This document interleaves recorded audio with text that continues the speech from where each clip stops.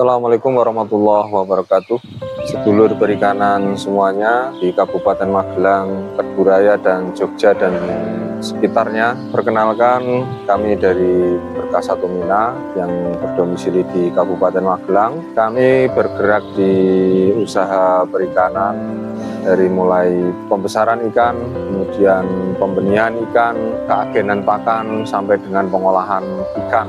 Perkenalkan, pertama kali nama saya Faisal Ahmad, asal dan lahir dari Kabupaten Magelang. Pendidikan terakhir dari Sekolah Tinggi Perikanan Jakarta tahun 2009. Sudah berkeluarga, kita memiliki usaha yang dikelola bersama oleh keluarga dan melibatkan keluarga semuanya. Yang pertama kita melakukan usaha pembesaran ikan lele, ikan nila, dan sebagian kecil ikan gurame. Kemudian kita juga ada subkegiatan pembenihan bawal, pembenihan nila, kemudian mencoba juga untuk pembenihan lele. Kegiatan yang lainnya adalah keagenan pakan. Kita Berkah Satu Mina ini menjadi agen daripada pakan Dehus, yang mana produknya di situ adalah Safir, kemudian Ruby HG, ada Safir Pro, kemudian Ruby Pro. Usaha yang lainnya yang terakhir adalah pengolahan ikan. Kita juga mengolah ikan mulai dari ikan lele, nila, khususnya kita juga ada ikan laut, tapi kita lebih dominan untuk mengolah ikan produksi dari kolam sendiri, yaitu nila dan lele. Bentuk olahannya macam-macam, dari marinasi, kemudian filet, kemudian kita bentuk juga olahan bakso, kerupuk, dan lain sebagainya. Nah, sedulur perikanan semuanya, kami di Berkah Satu Mina ini melakukan kegiatan pembesaran lele. Kita produksi rata-rata per bulan antara 4 sampai dengan 7 ton. Harapannya ke depan kita akan memproduksi per bulan sampai dengan 9 ton, tapi ini kita masih terus melakukan langkah evaluasi dan juga penambahan kolam.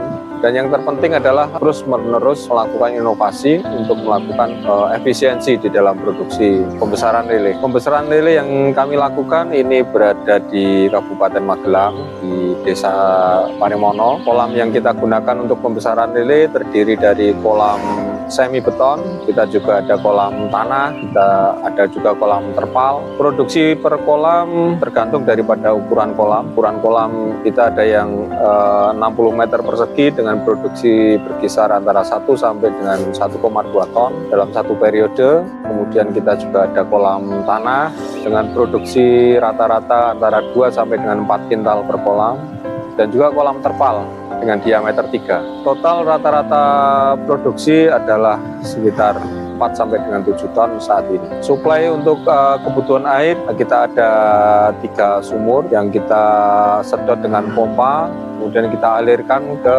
semua kolam-kolam lele. Kita juga ada kolam nila. Nah, untuk kolam yang nila ini kita menggunakan metode air mengalir dengan ditambahkan kincir. Untuk produksi nila kita berada di Kecamatan Muntilan. Produksi nila kita yang sudah berjalan 6 ton dalam satu musim. Kita ada 2 kolam. Untuk kedepannya kita berupaya untuk menambah produksi sekitar 9 ton dalam satu periode untuk produksi pembesaran nila. Nila yang kita produksi ini nila merah dengan pakan dari Dehus, pakan Ruby HG. Nah, untuk produksi nila ini kita mulai dari ukuran gelondong, kemudian kita panen pada ukuran 3-4-5 ekor per kilo. Yang itu dicapai berkisar 2 sampai dengan 3 bulan dari sejak masuk ke kolam pembesaran. Nah, ini untuk yang nila. Kemudian yang keagenan pakan, kita menjalankan penjualan pakan untuk pakan nila, pakan lele, dan juga pakan ikan yang lain. Di produk kita yang kita jual adalah Safir, yang paling dominan adalah Safir, Safir Pro, dan kemudian Ruby HG. Safir ini protein 32%, Safir Pro protein 35%. Kebanyakan dominannya untuk pembesaran lele. Kemudian kita ada juga bestseller yang kedua adalah Ruby HG, protein 28%, lebih banyak untuk pembesaran nila dan juga ikan sisik yang lain, untuk gurame dan sebagainya. Nah, ini yang keluar sekarang terbaru adalah Ruby Pro, protein 29%, peruntukan untuk ikan sisik untuk mengupgrade Ruby HG yang akan kita gunakan untuk pembesaran nila juga. Sedulur perikanan semuanya, gambaran mengenai usaha pembesaran lele yang kami lakukan itu sebetulnya mungkin tidak jauh berbeda dengan teman-teman pembesaran lele yang lainnya. Kita ada kolam ton, kemudian ada kolam tanah, dan juga kolam terpal. Nah, yang paling mendasar di dalam budidaya yang kami lakukan, pembesaran lele khususnya, itu adalah bagaimana kita mengatur kepada kebutuhan air selama budidaya dan juga kebutuhan pakan, di mana komponen produksi yang kita tahu itu kan termasuk adalah di situ. Yang pertama adalah ikan yang kita pelihara, bagaimana kita mendapatkan ikan yang bagus, kemudian kita tebar. Rata-rata ikan yang kita tebar itu berukuran antara 5-7, tetapi musim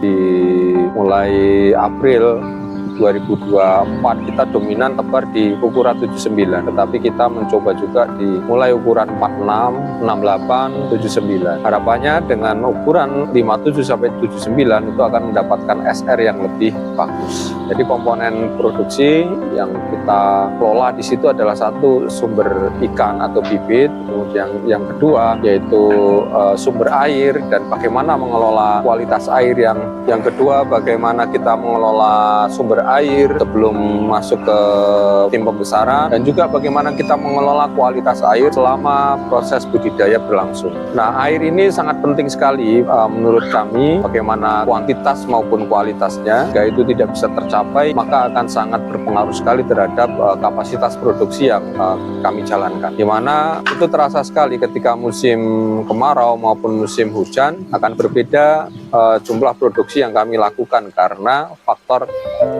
keterbatasan daripada suplai air tersebut. Nah, itu yang faktor kedua, komponen kedua. Kemudian komponen yang ketiga itu adalah bagaimana kami menyediakan wadah yang tepat untuk pembesaran. Nah, wadah yang tepat menurut kami adalah wadah yang mampu untuk mengendalikan kualitas air supaya dia lebih mudah untuk dikelola dan juga lebih terjaga. Dari beberapa kolam yang kami kelola, yang paling bagus menunjukkan performanya adalah kolam yang model central drain. Jadi bagaimana kolam ini bisa membuang kotoran dengan lebih bagus. Nah, ini yang menurut kami lebih bagus. Kemudian komponen yang keempat setelah wadah budidaya, ini adalah komponen pakan, ya, komponen pakan.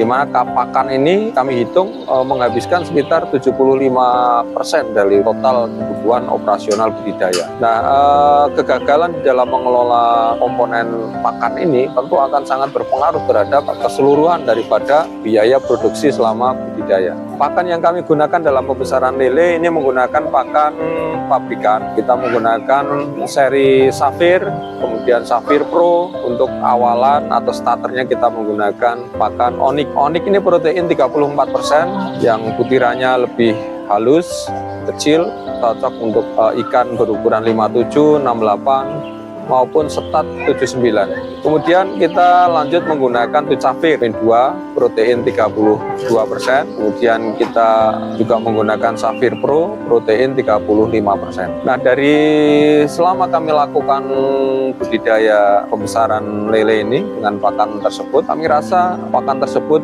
sudah mampu untuk menjawab daripada kebutuhan pakan pembesaran lele. Keuntungan yang kami dapatkan, kami rasa sesuai dengan harga yang kami keluarkan untuk pakan tersebut.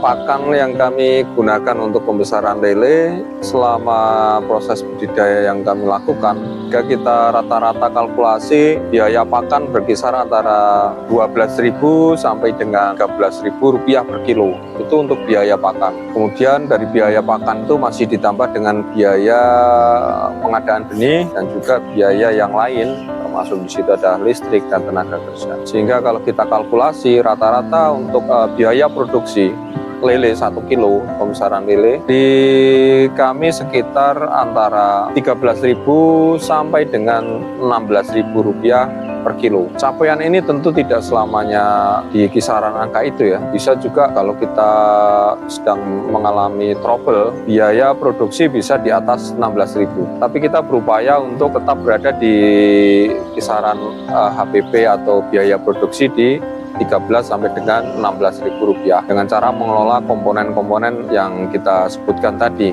dari air, kemudian ikan, kemudian wadah budidaya, dan juga mengelola pakan yang kita gunakan. Feeding rate atau jumlah pakan yang kita gunakan selama proses budidaya antara 3 sampai dengan 8% di awal budidaya, di awal pembesaran tentu kita gunakan feeding rate yang tinggi, kemudian seiring waktu kita mulai menurunkan feeding rate. Nah, kapan feeding rate itu kita turunkan, yaitu tergantung dengan kondisi ikan dan juga ukuran ikan, dan juga sangat dipengaruhi oleh kondisi kualitas air dan kebiasaan ikan selama budidaya. Artinya jika memang ikan dan air bisa kita berikan pakan yang lebih, tentu kita akan berikan pakan yang lebih dengan harapan waktu budidaya akan semakin bisa kita persingkat. Pembesaran lele memakan waktu sekitar antara 50 sampai dengan 70 hari. Durasi ini sangat bergantung sekali dengan kondisi lingkungan, musim, kondisi pakan, dan juga ikan, kualitas ikan yang kita tebar, dan juga manajemen ataupun keterampilan daripada pelaku usaha atau anak kolam yang kita jadikan sebagai mitra usaha kita. Karena kita di sini menggunakan beberapa orang pengelola kolam, tidak hanya satu, tentu itu akan berbeda-beda hasilnya dari satu orang ke orang yang lain.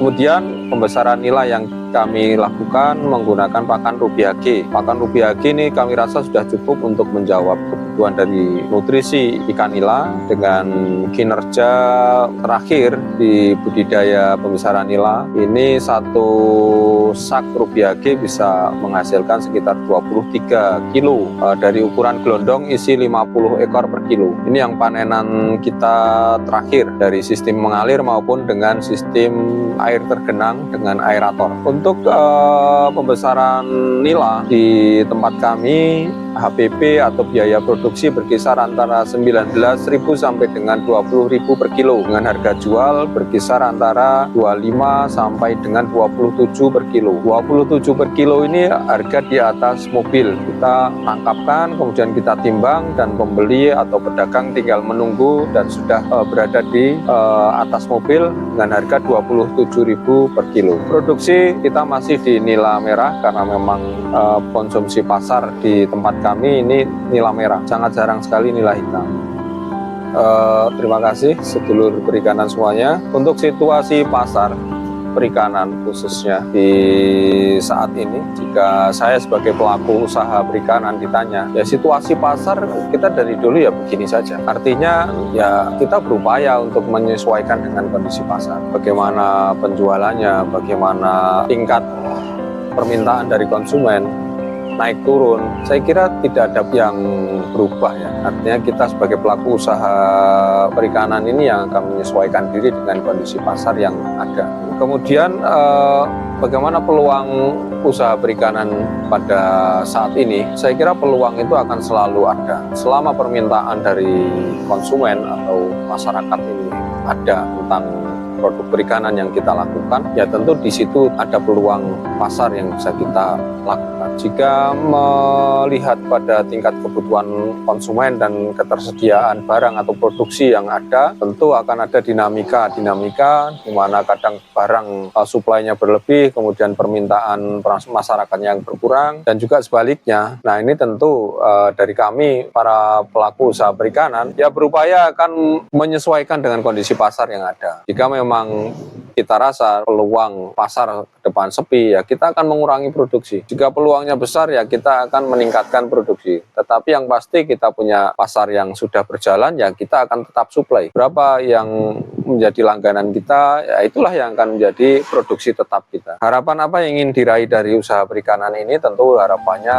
semoga ke depan perekonomian Indonesia ini akan menjadi lebih bagus dan lebih baik. Tentu itu akan menjadi harapan kita, dan semoga itu akan lambat ataupun cepat akan terwujud, sehingga masyarakat perikanan khususnya dan juga masyarakat agribisnis di Indonesia ini akan mampu untuk sejahtera dan juga meningkatkan taraf hidupnya, sehingga menjadi masyarakat yang lebih baik dalam kesejahteraan dan juga tingkat kehidupannya. Saya kira itu dari kami Berkah Satu Mina. Jika ingin melakukan kontak lebih lanjut dengan kami, bisa menghubungi nomor WhatsApp yang tertera di belakang kami ataupun di layar YouTube yang sedulur-sedulur semuanya lihat. Terima kasih.